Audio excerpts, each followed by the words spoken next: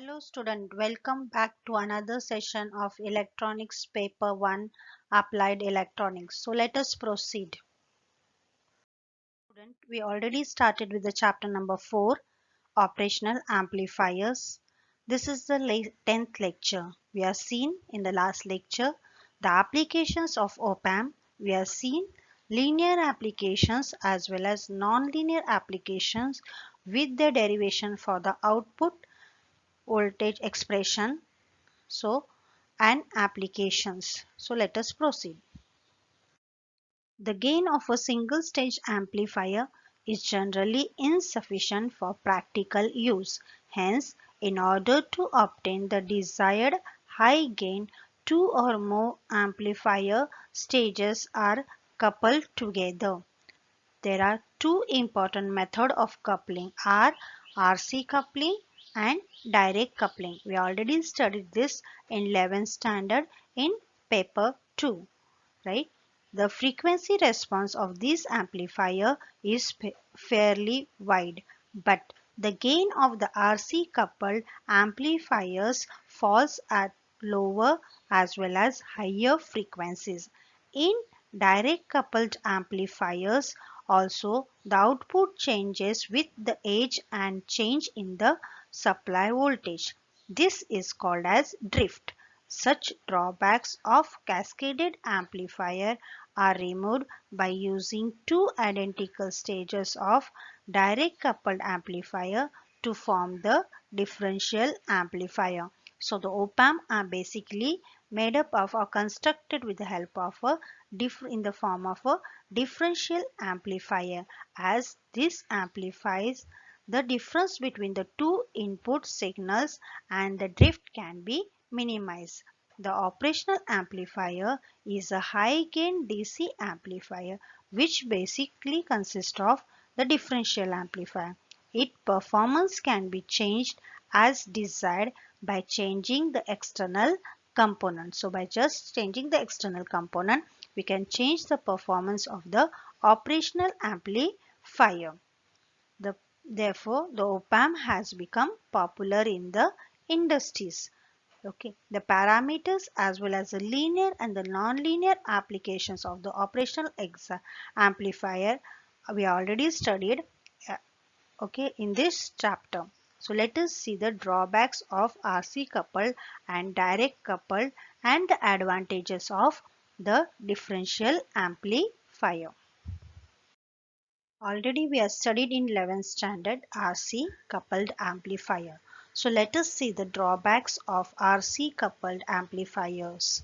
RC coupling is a widely used method, but there are following drawbacks of these methods.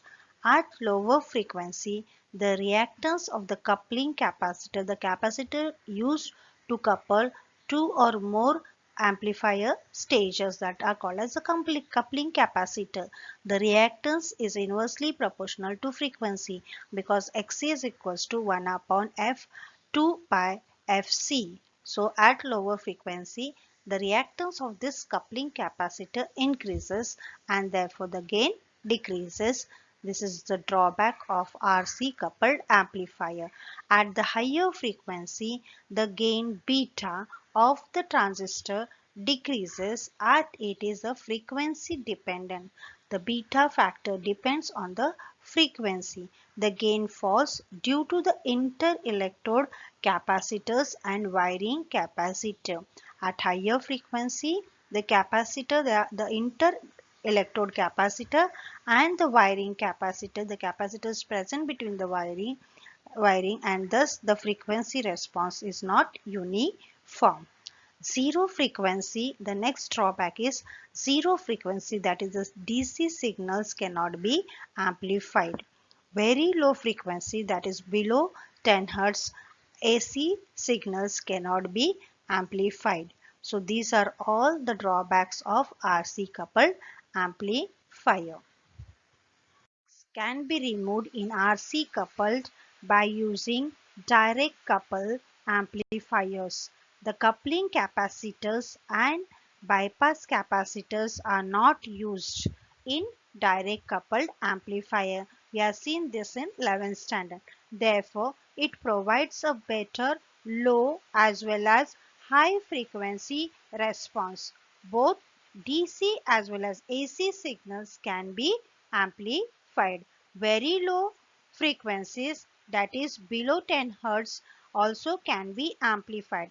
But again, this amplifier also has some drawbacks. In the first drawback is in DC amplifier, drift is the major problem. Drift is nothing but unwanted change in the output voltage without any change in the input voltage. So even though we are not changing the input, there is a change in the output voltage. The output changes with time or aging of the amplifier circuit, the component present in the amplifier. It also changes due to the change in the power supply voltage. This problem continues even though the input signal is absent. So this is a major drawback of direct coupled amplifier. Due to the high gain of this amplifier, it is very sensitive to pick up an external electrical noise or stay pickup appearing at the input of the amplifier increases at the output due to high gain. So due to high gain, if there is noise present in the input, that is also amplified at the output. Due to the amplification of AC signal, some DC voltage is automatically mixed to AC. This is called as humming. So even if the input is AC, if you are applying the AC input also, a DC component is present at the output. The performance of a DC amplifier can be improved by using a negative feedback, but the negative feedback reduces the gain of the amplifier. Okay, so we can improve the performance of a direct coupled amplifier by using a negative feedback. But what is the problem?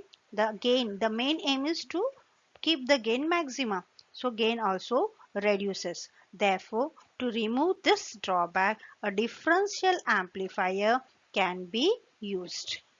Differential amplifier amplifies the difference between the two input signals, that is differential input, and rejects the common mode signal.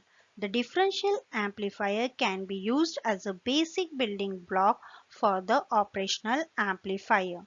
The advantages of differential amplifier over RC coupled and direct coupled amplifier. It has very high input resistance. The differential amplifier is a direct coupled amplifier consisting of two identical transistors. Therefore, the frequency response is independent of frequency and the drift is minimum. Okay, so its temperature drift is minimum, that is the aging, and as well as the time temperature drift is minimum.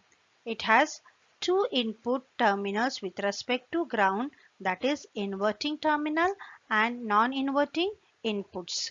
It can used to amplify both AC as well as DC signals. Advantage, it amplifies the difference between the two input signals only and reject any external electrical noise. It uses direct coupling of transistor without capacitor, so the circuit can be fabricated in IC form, that is integrated circuit. Small voltage signals can be amplified without loss. So these are the advantages of differential amplifier or difference amplifier. So we have seen the advantages of the differential amplifier. In differential amplifier, we uses the dual power supply. So why there is a need for to use the dual power supply, the biasing voltage? So let us see.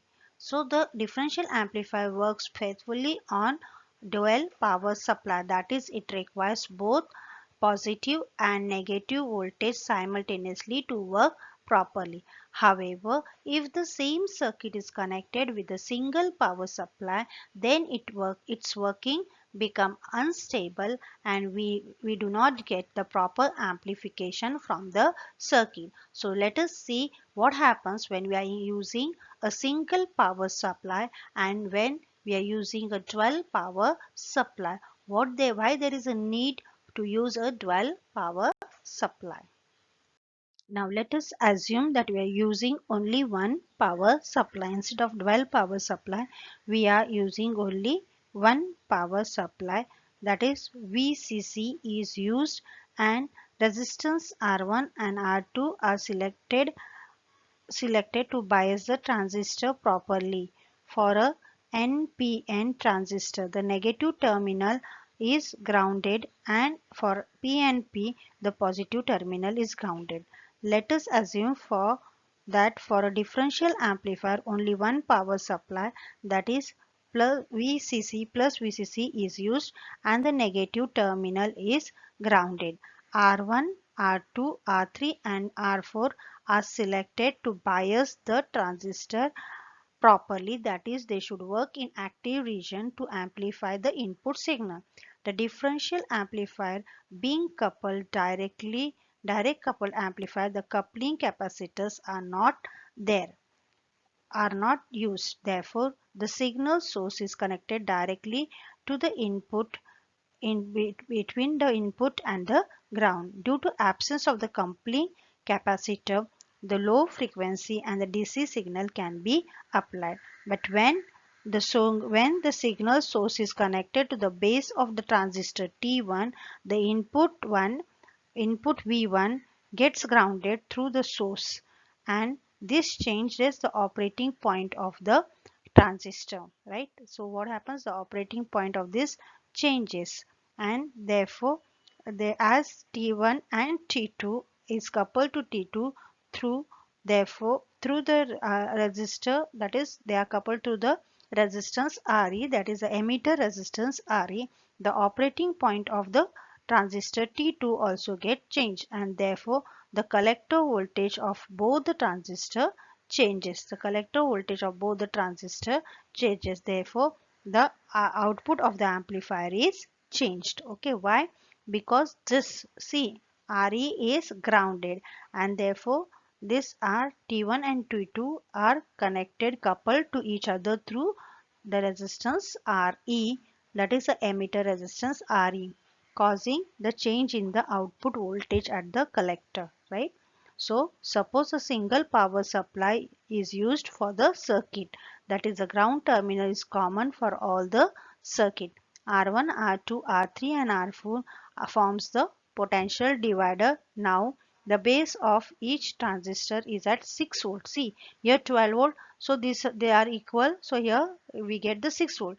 6 volt is very, so these transistors become fully charged, they are fully forward biased, and when the input signal is applied or connected to V1 and V2, this base voltage at is get mixed with the input voltage and the output becomes distorted, and thus the overall circuit of the circuit changes due to single power supply. See, the transistor to work in the active region, it requires only point forward to forward bias this both the transistor, we require the voltage that is nothing but 0.6 volt. Okay, and then only the input voltage will be amplified. But what happens over here? We get the 6 voltage, and this 6 voltage get mixed with the input voltages, and therefore we get a distorted output when we are using a single power supply. Now let us see when we are using a dual power supply what happens. So now when a dual power supply is used, the biasing resistors are so selected that now we are using a dual power supply, that is at VCC plus VCC and at minus VEE plus 12 volt. Here you can see minus 12 volt, right? And these are the potential divider R1, R2, R3 and R4. In previously where we were using a single dual power supply, this was the Re was grounded, the emitter resistance this was grounded, right? So but here now the Re is connected, the emitters of the two transistors through Re, that is are connected to a negative power supply, right? That is nothing but VEE minus VV and minus VV. Then The biasing resistance are so selected that the desired forward bias to the two transistors is provided, and at the same time the voltage at the base of the two transistors are brought down to a ground potential. Hence, when the input signal source are connected between the input and the ground, and there is no change in the operating condition because the base is already at ground potential, right? Secondly, the second advantage is that the output can be obtained positive as well as negative polarity. The dual power supply allows the output to swing on either side of the ground, that is minus VEE and plus VCC. It provides the stability of the operating point against temperature and constant emitter current, and hence improves the common mode rejection ability of the circuit. So for that we use a 12 power supply. So suppose a 12 power supply is used for the circuit, the ground potential is common to the input signals.